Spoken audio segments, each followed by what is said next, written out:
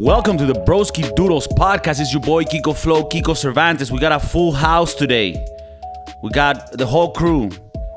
You got Adrian, known as Fear in the fucking streets. You got DJ BJ. You think when he goes to the techno clubs, people are happy to see him? No, they're scared, but they're ready for a fucking rave if you have the right substances.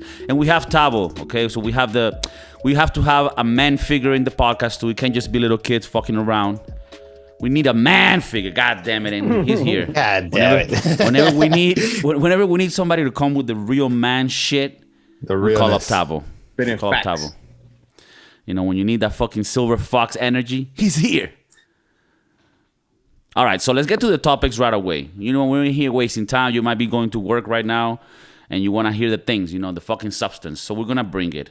I read about a litmus test, right? I don't even know what a litmus test is, but it sounds like, you know, learn that word and use it in your Tinder dates. Use it type of language. Oh, have you heard about this new litmus test? She's like, oh my God, what is that? I don't know, but she's wet already, bro.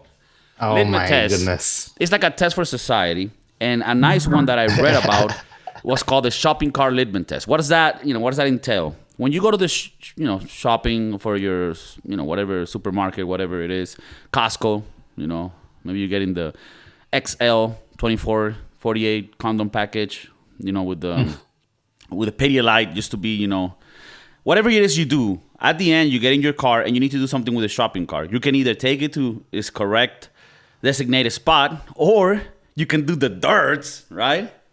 The Miami riffraff, as some people call it, and you can just leave it.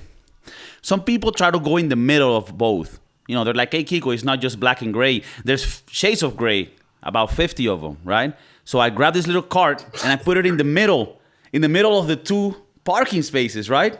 And you think that's cool too. So it's like halfway there, You're not a piece of shit, but you're not a good person either. So, I mean, for the people that are listening to me, I always return the cart. For my own personal, I can't really remember if I always did it. So don't think you're a piece of shit for not returning it. But we are going to learn and we are going to grow in this podcast. What do you guys do when you go to the supermarket? You're saying that because you're live, right? you have to say that you return it because you're live because right. But I also said that like you want people I to might be believe wrong that on that. you're a good person. Yeah, I mean, I want people to think that I am, but maybe I'm not. I don't remember all the times. It's been a while since I could turn my head up high. So what do you guys think?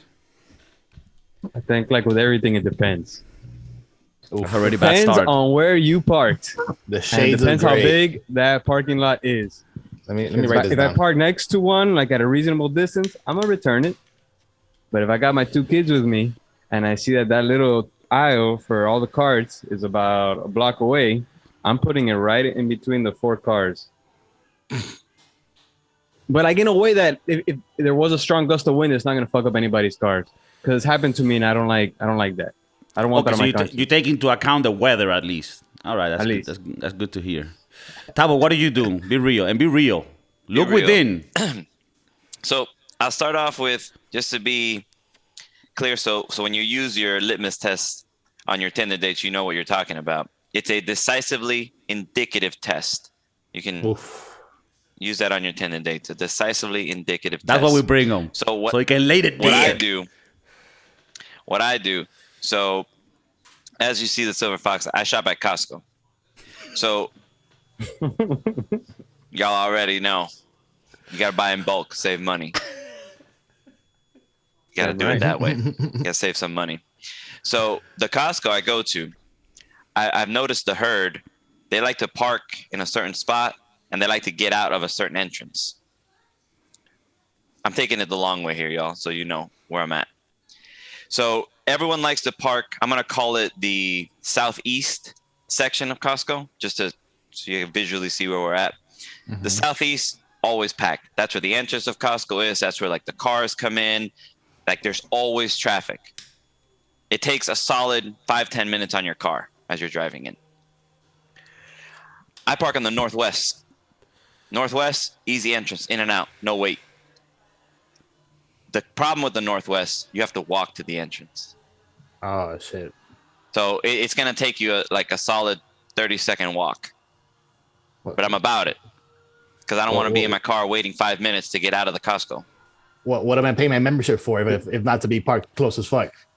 You can do that. The option is they don't say you can't park in Southeast. That's you can park wherever you want. You paid. Better return on investment. You can follow the herd all you want, John. Yeah, you can follow the herd. You can park there. I avoid the herd. Now, with that being said, I know I'm gonna have a cart. I know it. See, I've taken it to the next level. I know that I'm gonna have a cart. So I park near where you put the cart back. I don't park next to it because people sometimes just throw the cart, and if they, they're gonna miss, and if it hits your car, Yo, that's gotta be the worst. In the collateral Litmus damage. test, that's the bacteria at the bottom. Motherfucker just lounges it. yeah, they just throw it in the general direction of the return space. So I don't park to the left I park. So if the return space is on, let's call it the right side, I park on the left. Okay. Because if they're launching it to the right side, I'm over here. You also calculate the most common trajectory of said launch. The carts. Right. Mm-hmm. Yeah. So I will say though, growing up in Miami as a child, never returned the cart. Never. Didn't know it was a thing. Right. Some people don't know that's a litmus test. So awareness. Some people have never really done a test if you live in Miami, You kind of just battle Miami? yourself. Yeah.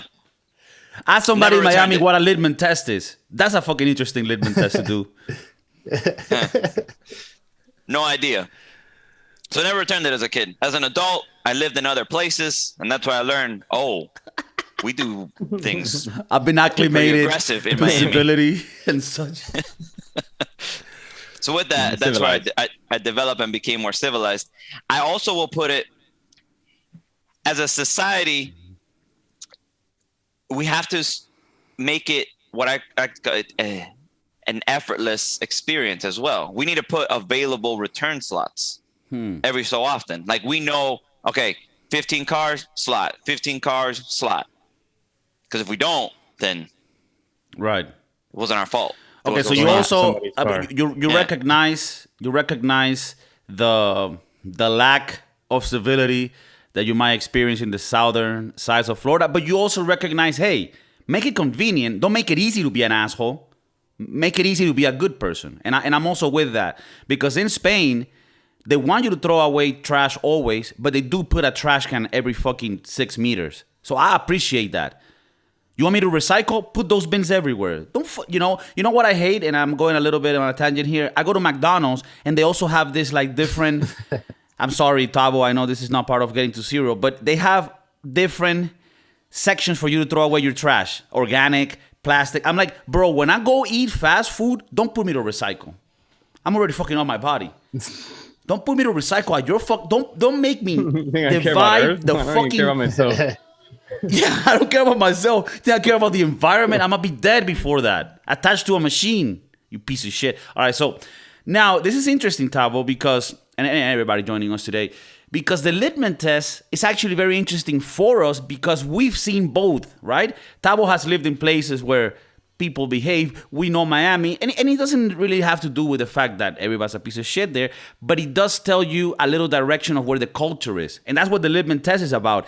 Because even if you are a good person, if you lived in Miami, you were kind of forced to be part of that environment because it does mold you.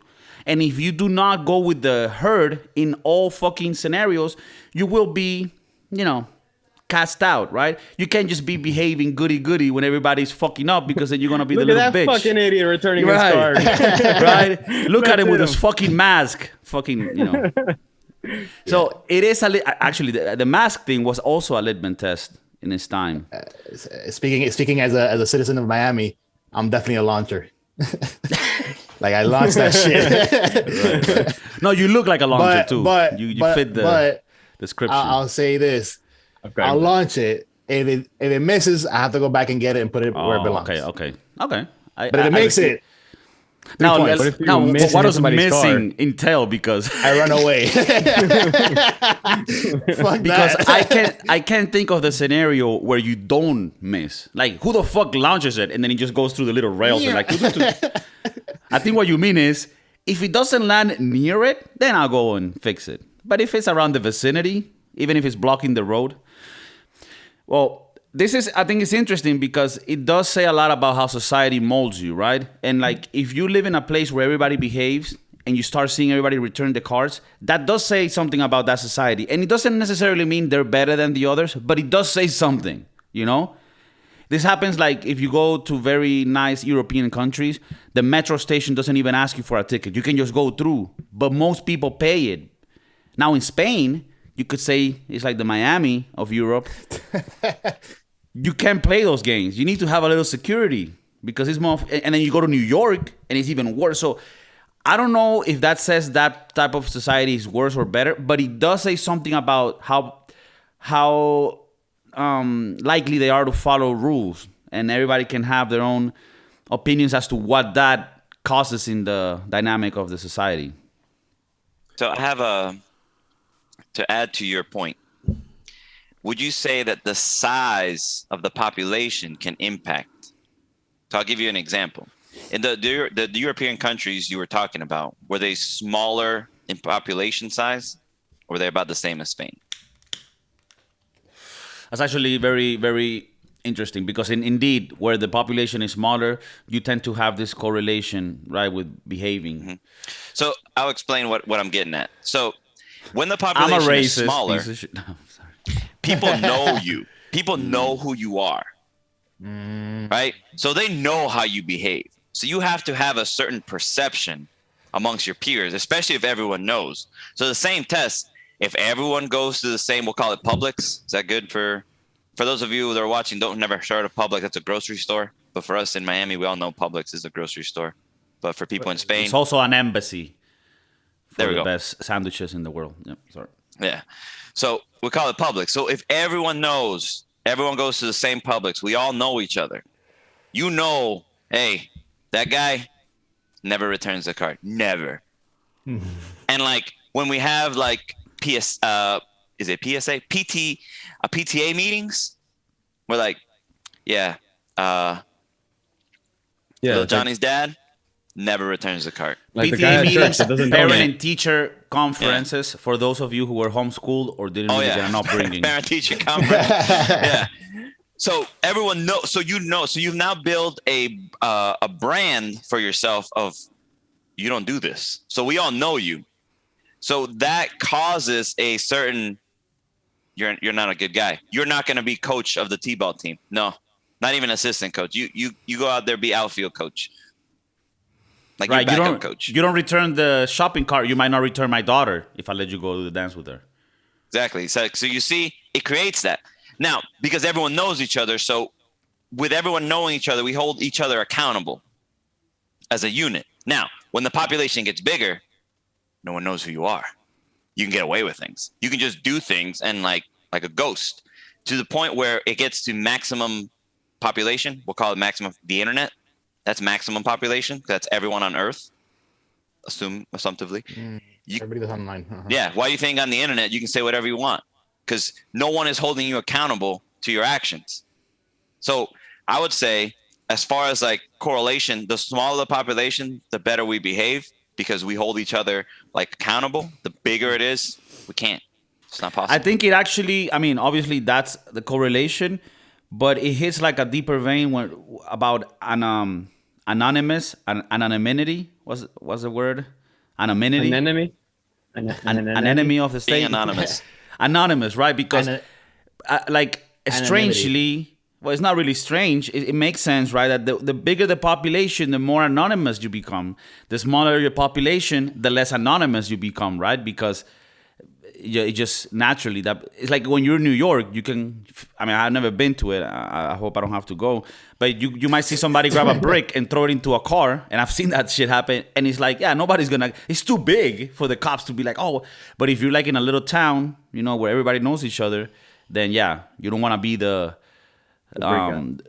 piece of shit in the village, because then they're not gonna loan you money, or they're not gonna, you know, all these things. There's another correlation that I want to talk about that comes to my mind, and it has to do.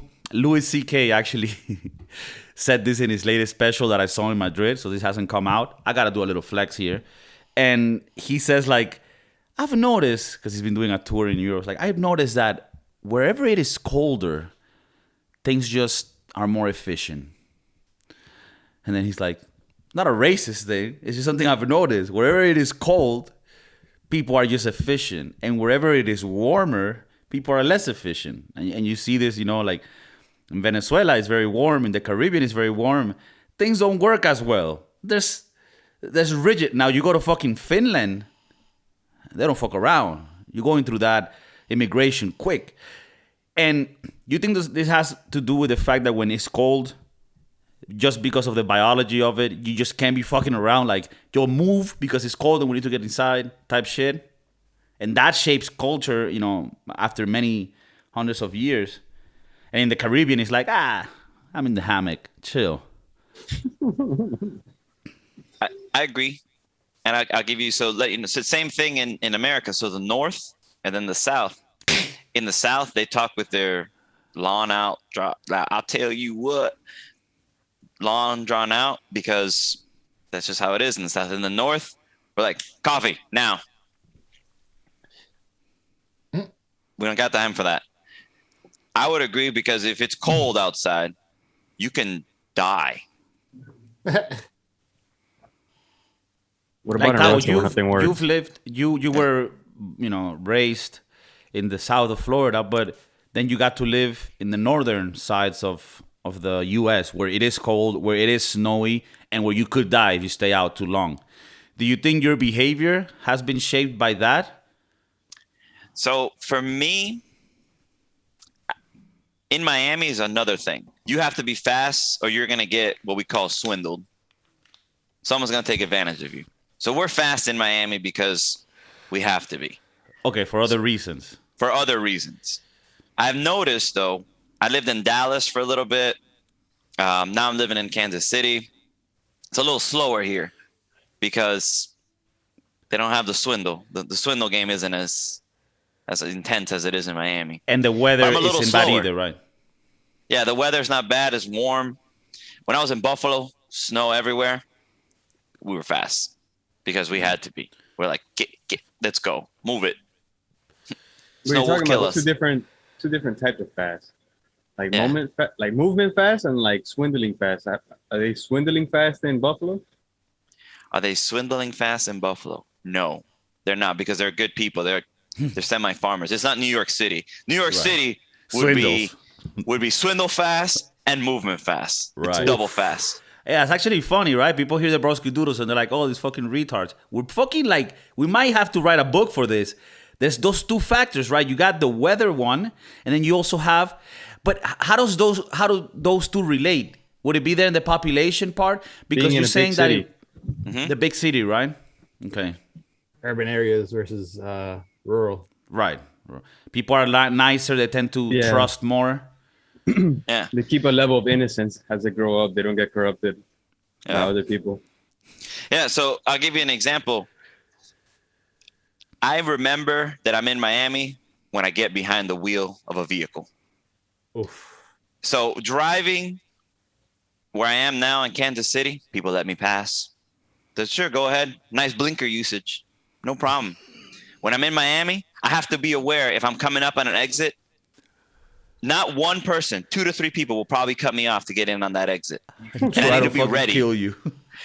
Because they will do it. They will not put a blinker. I'll have to look at a vehicle and judge the vehicle like this guy's going to miss his exit. You have to do racial profiling.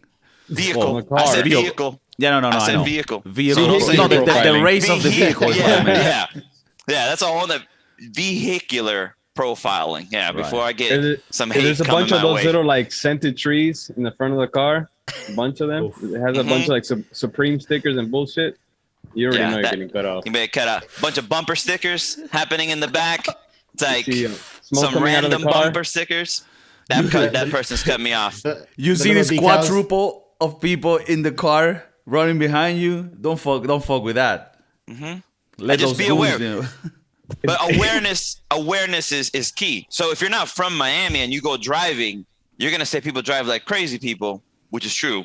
But you'll be able to prevent accidents because all right, this person's gonna cut me off. Go ahead, do it, do the thing. And thanks for no use of blinker. Just do it. I'm aware. Their Instagram handle on a sticker on their car. Danger. Stay the fuck away. If you guys see that over there in KC, Only God can judge me. Danger. Because that's what that person really thinks. And no, like society can judge you. That's what society is about. It's about judging each other so that we stay fucking grounded and not do stupid shit. If you think only God can judge you, then we're fucked. the little baby on board caution. Those are the most ruthless ones because they think that everyone's gonna bend to them. I'm a mother. I do whatever I want to save my child. So okay, there you go. But I think we were talking about speed, and speed and the way that like when it's colder, people tend to be faster on movement. Yeah. But then there's another factor that we sort of came up with in the moment, which is the fact that in certain cities, if it's maybe it has to do with the population. If there's a big urban population, then it just gives ground to more shady shit to be able to happen and gives you more anonymity, which you know that shit. If you have that, then it's harder to bamboozle your way through. It's easier to bamboozle. There's tribalism and all those other factors. Like in Miami, there's people from every country in Latin America, so everyone sticks to their own kind. If you're in Finland, everyone has a sense of national pride, and I think they all like. Are you saying immigration fucks it up? I think it plays a factor. So, in a melting pot with so many people, cultures, especially one as machismo as the Hispanic one. Yeah, that doesn't help. It impacts because what may be right for a certain, like to say, what's right for the Spanish culture may be different for a different culture. I'm just gonna say Spanish because we Spanish. We'll keep it safe. What's right for the Spanish culture for us, like this is how it should be. This is how we do things. Could be completely wrong for a different culture. Because we do things how we were just taught how to do things. We were born this way. This is how we're supposed to behave. And this is what's correct in our eyes. Whereas like someone else's eyes, what we do that's correct is incorrect for them. So then when those blend, the shopping cart just gets thrown in the air. Well, I think that one, shopping carts start flying, right? And now, you know what's funny? And we're gonna review some movies today, and you will be able to see this on the Thursday movie review. I really want to know your opinion on this because we do extra work to have those two episodes. One where we're talking the shitness, and another one where we're talking the movies. And I was watching Remember the Titans, one of the best movies, probably number one movie I've ever seen in my life. And this movie shows you how two different cultures, came together, and when we look at something as even more different, right? When you look at how Americans and Europeans are, which you might think like, oh, Italians are weird or whatever, but we have a lot more in common with Italians, with Americans, all of us, than we do with like the Chinese or Russian people. And what we might think of them in certain ways, like if they behave certain ways, you're like, oh, we wouldn't be with that. For them, we're the weird ones. And sometimes I think that we feel, especially when the Europe and America tries to get into other countries, we think that they're going to have the same incentives, like, oh, have better material things, have a better security for my family, have a safer place. And it might be that for other people, their way of being, like, because that's part of understanding and tolerating, like, people can have very different ways of looking at life and what good things are for them in life, Maybe for them, having freedom about everything aspect of life, it's not really what they look for. Maybe they like the government taking care of certain things, and that's fine with them. And for us, that freedom that we think everyone should have, maybe it's not that important for certain cultures. And I think that one thing that gets lost in diversity is like people want to be so diverse that they forget like that there's different cultures with different ways of thinking, and that we can all, like, it's almost weird, like diversity for people today is all of us thinking the same. And no, like, you got to understand that because we're diverse, it's hard for all of us to have the same thoughts on everything. And I don't know. Broskiedoodles. Well, isn't that why in the corporate environment they want you to have a diversity team and put you with everyone from different parts of the world and have diversity nights, and they like appropriate the shit out of everything? Latin American night, there's burritos. That's so cringe. And they don't even know they're being racist. Like when they do this type of shit, they're like, oh, we have the Latino nights, we have empanadas and tequeños. Like, bro, that's racist. We got little mariachis coming later. It'll be fun. We got little mariachis coming. What? Those Yeah, we're demos. celebrating. We're celebrating diversity. You know. It's weird. It's weird. And obviously, we're doing with the Spanish culture because that's the one we can get away with these days. Did you think? I mean, to give it a bit conclusion or point to all these conversations. Do you think it's okay for there to be different ways of thinking and cultures, and that's part of what toleration is? It's like, I mean, obviously, I think that we should have lines when it comes to cultures where we do have a bigger culture to abide by, which is like, I think in common English law, not to praise them, but like, don't kill people. Women are the same as us. We don't rape. We don't steal. Like, now beneath that umbrella, then we can have our different ways of executing those things. But it all has to fall within one main one, right?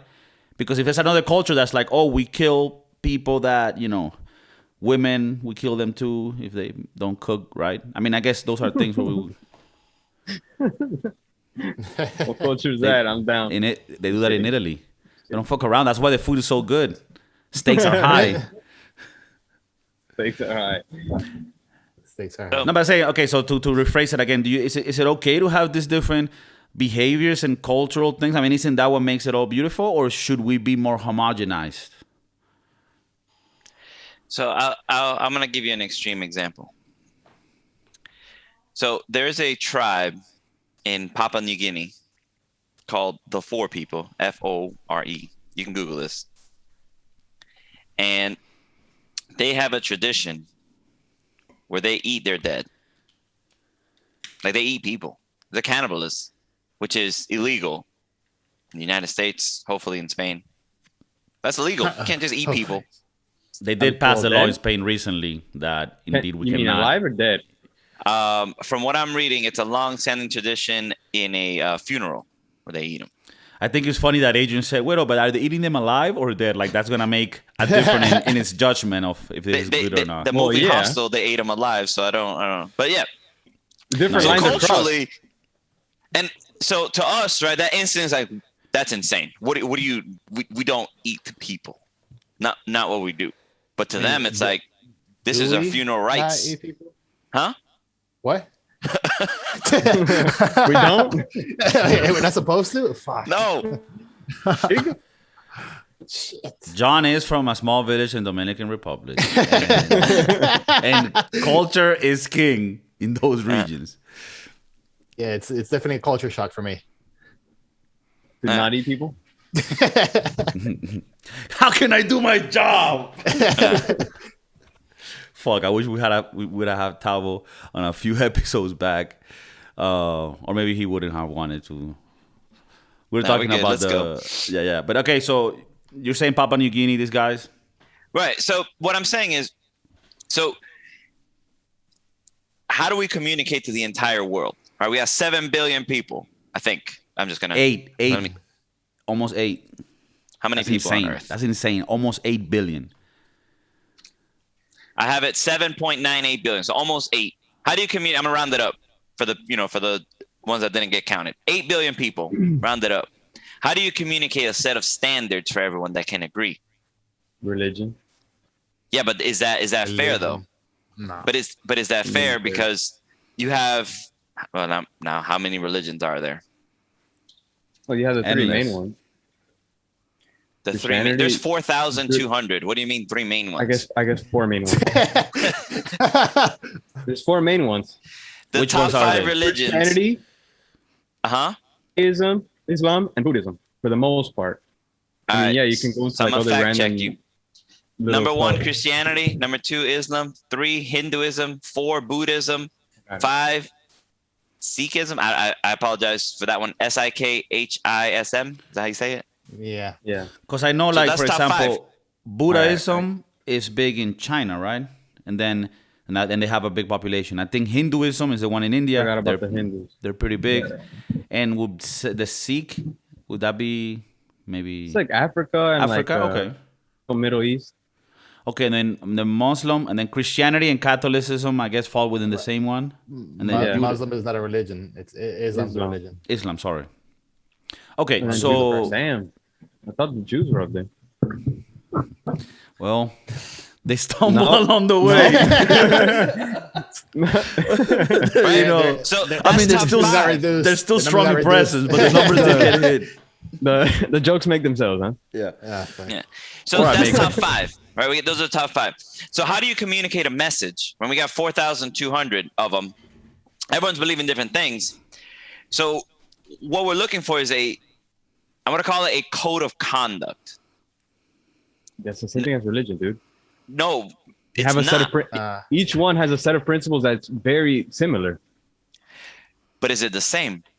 It's not the same, but it's enough to get by and not kill each other. Well, it's not kill each other, but you're believing that there's something there. This is not a like this is law. It's more of like this ain't whether you believe this something exists or something doesn't exist, or we believe in one thing or another. This is a code of conduct. Right. As a unit, whether you believe or don't believe, these are the laws. It's after thousands of years of murdering each other, we're like, all right, we can't just continue to kill each other on a weekly basis. Yeah, but you know what's funny? Sorry, John. Yeah. I think what Tal was trying to create is a new world order by creating this conduct. No, but it is like, isn't this what we like? This would be the ultimate. I mean, this is such a fucking great conversation today because it developed into this. That would be.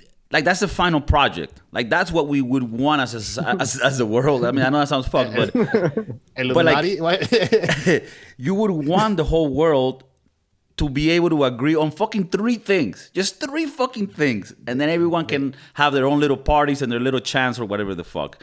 But at least 3 things. And we cannot even do that because there's places where people might be like, no, we don't like murder and we are against it unless they violate this vague law that I made up. So it's even then, like, you would think it would be not that hard to, like, 8 billion people agree on 3 or 5 basic, laws.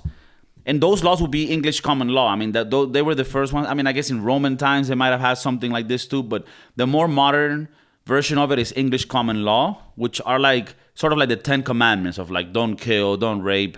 Women are equal, men are equal. We can all, do good. Like the basic things, like don't steal private property. Like all those are important. I'm not a religious person, so I go for more liberal sources. But I've heard the Bible says things like that. He goes what he lives by.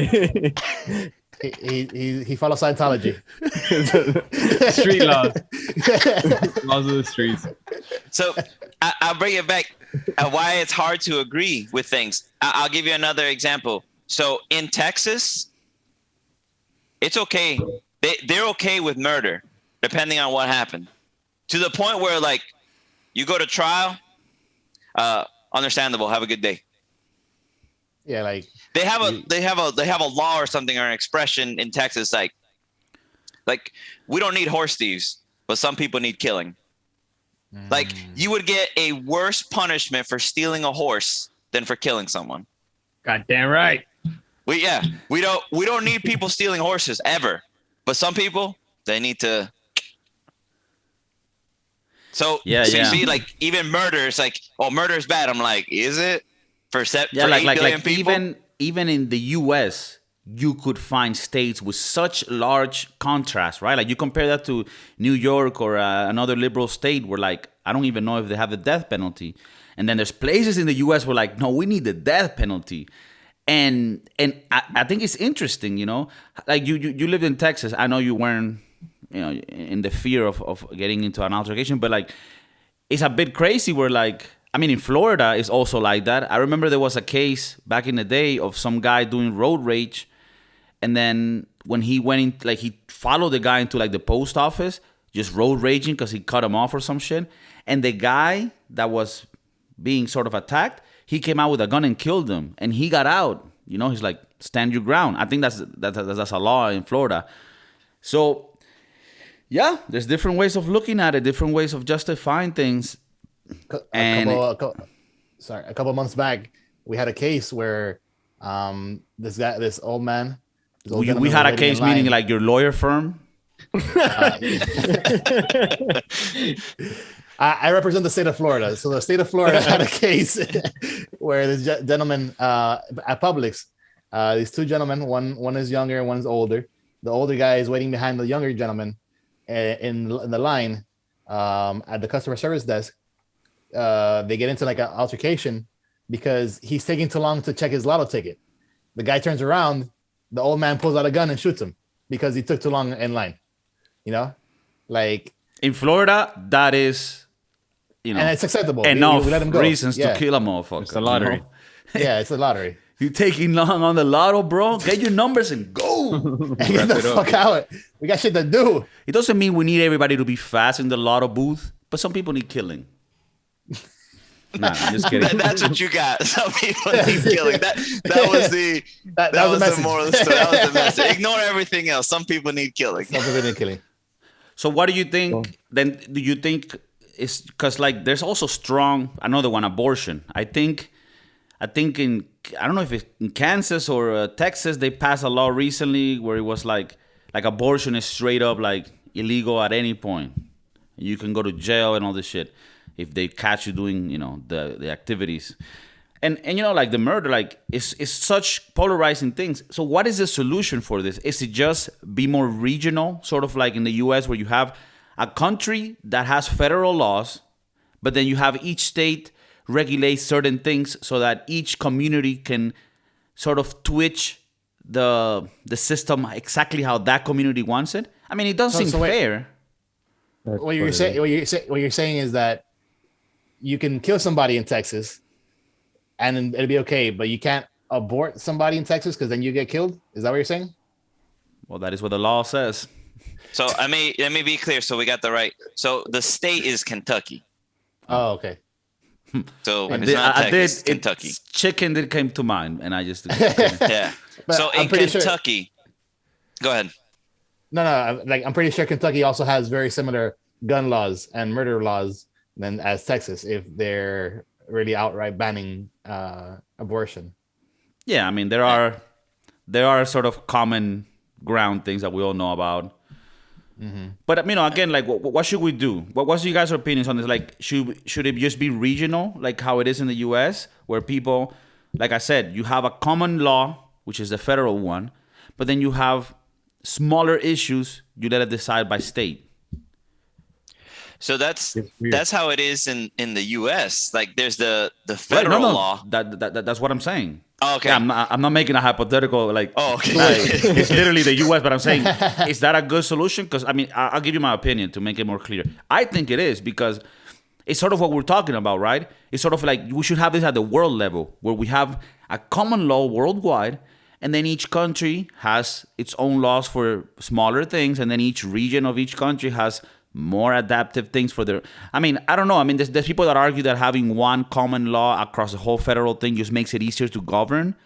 But I also think it makes it easier for corruption. It makes it easier for funds to not be seen where they're going. I mean, I know I'm getting into a deeper conversation, but I guess the question is, should it be more divided in a way so that each region can decide on smaller things, and then the bigger issues like, can you kill? You know, I don't know. What about in the case where the common law, like all the regions disagree with the common law, but the common law is still there? Do they follow the common law, or do they try to change it? I guess that's when a country separates from another one, I guess. Well, like the issue with marijuana, it's illegal federally, but almost in every state it's fine. But at any I guess time, that would be like raided. a fluke, right? That's a fluke in the system, right? Because there shouldn't have been a state law that allowed it if there was a federal law in place. So I guess the federal law should have been abolished first, and the law should have been like whatever the state decides, that's what goes. But I mean, I don't know deep enough about those topics. I don't want to get really. So you're saying that the federal law overrides the state law, or it should, or at least it shouldn't contradict each other. They shouldn't. They can still persecute you for it under federal law. Yeah, like I know that in California, even though the state allowed it, you could still get federales. Is that what a federale is? To come and you know get your business on the grounds that you're doing something federally illegal, even though the state allows it. But what I'm saying is, the system itself. I mean, this is a little tangent, but the system shouldn't allow, right, for a federal law and a state law to exist that contradict each other. I guess if the state law was to be passed, the federal law should change to now indicate that the states are the ones that are going to dictate. You know what I mean? It's sort of like with gay marriage too. Like it started as state. But then recently, I don't know if it recently, but in some years back, it became legally federally in the U.S., no? Within the past 10 years. Obama. With Obama. Obama did it. So it's kind of, I'll give you guys some perspective, right? So how did laws become to start in the first place, right? A large number of people wanted this to happen, or a lot of money wanted this to happen. Your choice, whatever you choose to believe how it wanted to happen. But either way, they created, it's a short story, it's a bill that gets voted by Congress. Congress, boom, makes it a law. Keep it simple. So not go into. So we pick this to be a thing. So ultimately, there's a division of like, we don't know what is right, but whoever gets the most votes wins, and that is what's right. No, so that's what is lawful. It doesn't necessarily mean it's oh right. yes, there we go. Good. DJ VJ coming in. Yes. So the larger majority votes, this is what we think is lawful, which may or may not be ethically correct. But we are agreeing to follow that. Right, but we agree as a unit, hey, you lost. This is the way. These are the rules, though. These are the rules. So that's how we create a law, because at the end of the day, they're imaginary. Yeah, and rules can change as the time progresses, because look at the whole horse thief thing. Like, who rides horses nowadays? I mean, very few in comparison to when horses were a thing before cars. Yeah, but I mean, I think that goes more into like now we don't need car in general. thieves. Right, exactly. It's still in the future we don't need Tesla thieves or some shit, you know? Yeah. Like it changes. We don't need spaceship thieves. Exactly. Because I mean, like, if you want to, I mean, I think it works. Sorry, finish your thoughts, Tawa. Sorry. Oh no, you're fine. So yeah, go. Where was I? So we decide as a society. Now, granted, we're not there to pick it, but it's usually the more people or the more money. Like, the golden rule is, I think, legit. People don't believe. You want to be awake? He who has the gold makes the rules. People always get, oh, how did he get away with this? How could he do? Because money. You find the right person with the right amount of money, the law just ticks your way all day. But the thing about it, that if you're like, that's unfair, this, that, or the other, what I say is understand the game you're playing and play to it. So there's one thing I trust. Shit. Yeah, there's one thing I trust more than anything. I trust this more than anything. I trust human greed more than anything. If I have to make a decision, how would the super rich want to do this? I follow that. Because the super rich are going to go make super rich money. I just play the game. Is it right? Is it wrong? Who knows? We got to go back to our religious piece. But I know that humans are greedy, and they're going to do everything they can to make more money no matter what. So I follow that. I'm like, okay, that's going to be the play. So if you have to make a decision, what's going to be the play? Who's going to make most money? You follow that. And to piggyback on that, even further, what you're trusting on is human incentive, right? Whenever the laws get passed, sometimes they contradict even human incentive, and you can see why they're not going to work.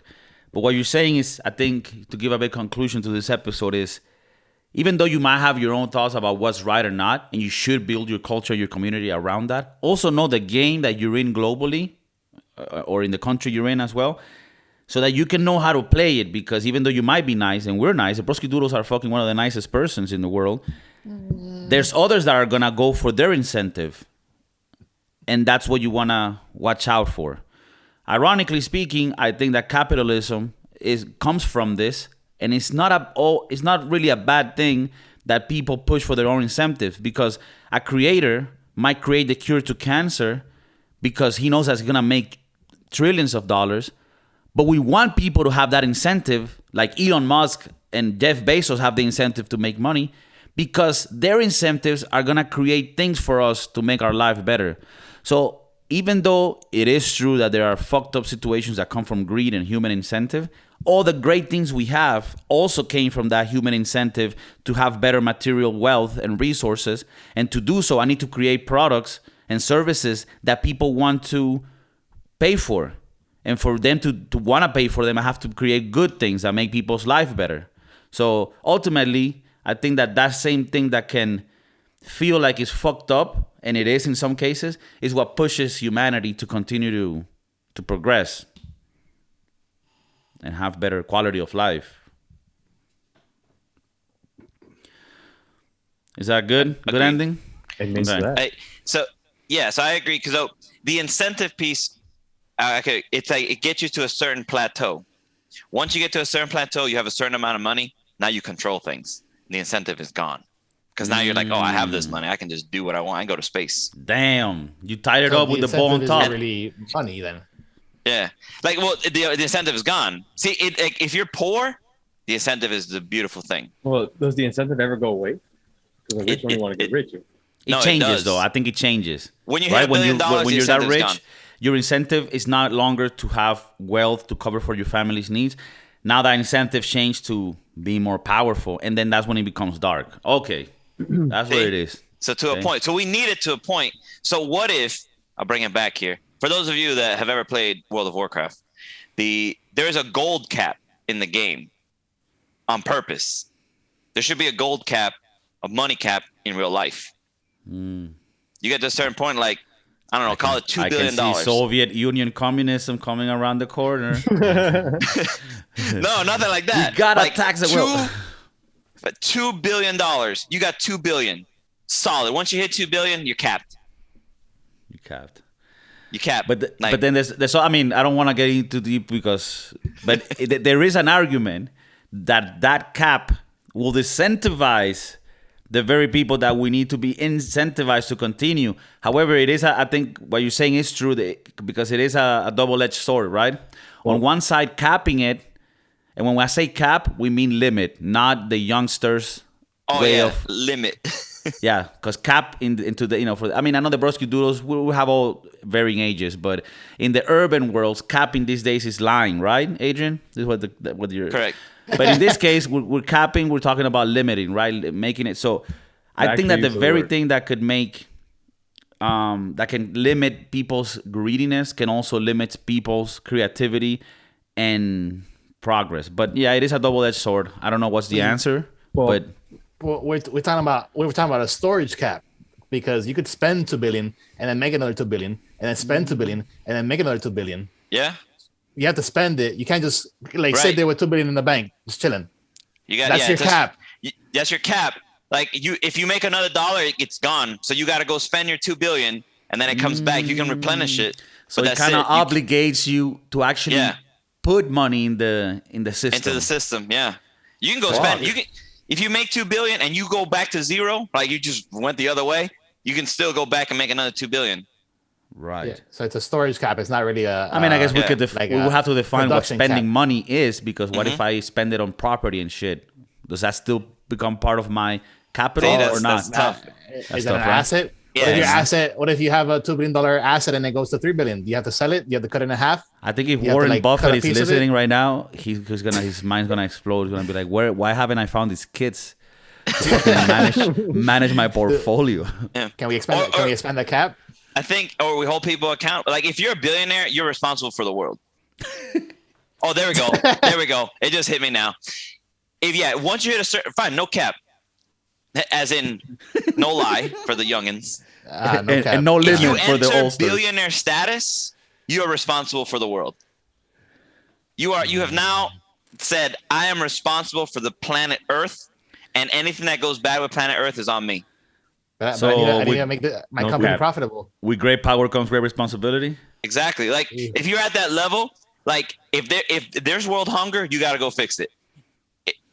It's on you. Like all these problems, you got to go fix it. Not world hunger, but at least United States hunger, or depending on like what country you're in. I mean, fine, Miami-Dade hunger. State.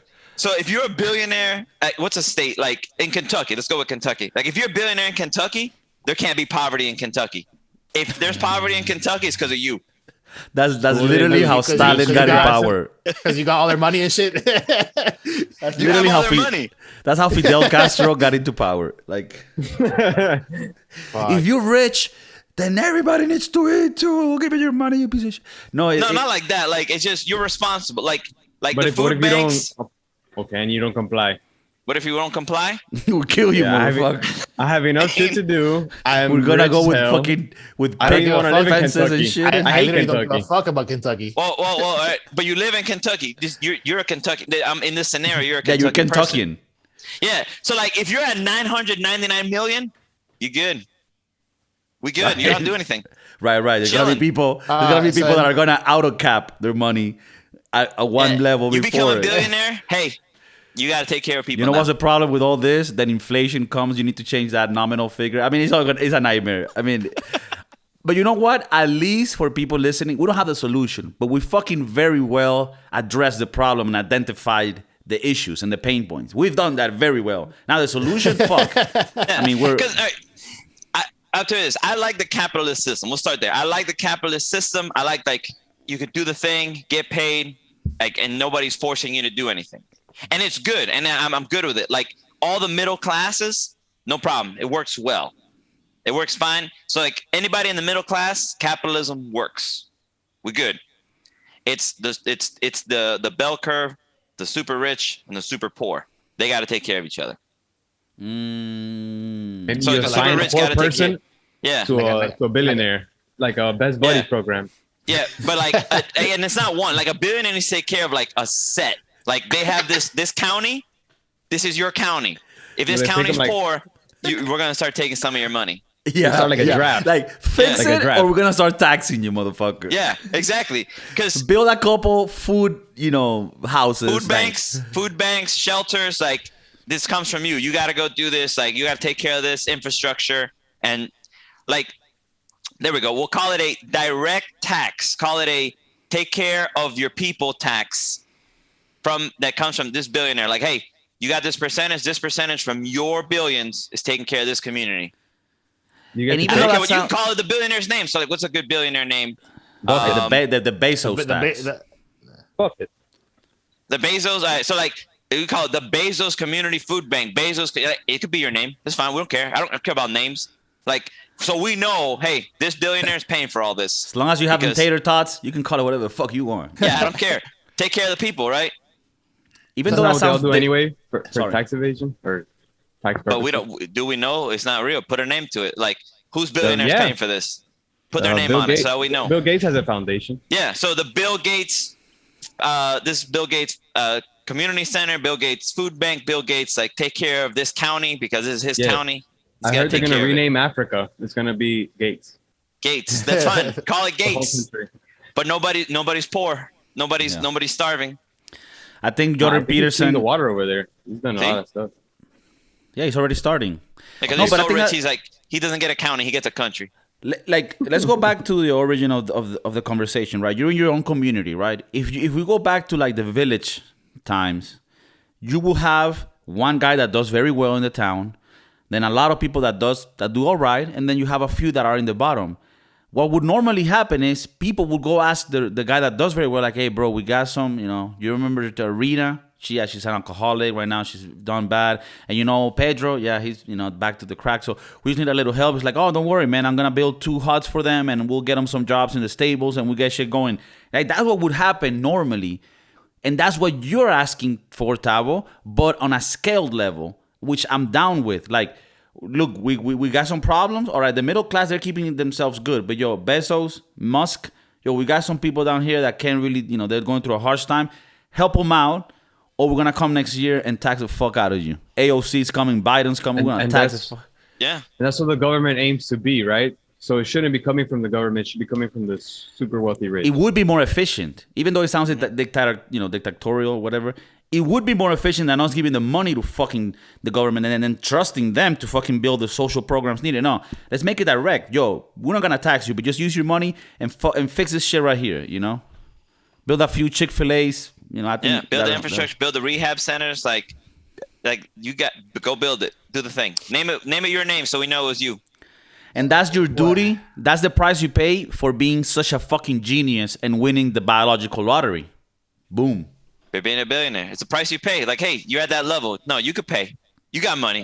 What happens in the case where Rita, we help her out, we reestablish her, we give her the little hut, we give her the job at the stables. but she like the alcohol, and she goes to rehab. She gets rehabilitated, and then she goes back to it, and then we send her to happens again. Texas. I mean, we Then we tried. go back to Texas, baby.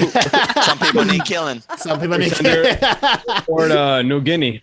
Yeah. Ooh, Papua New We Guinea. ruthless, Joe. We gave you the chance. We gave you the opportunity. We gave you the second chance.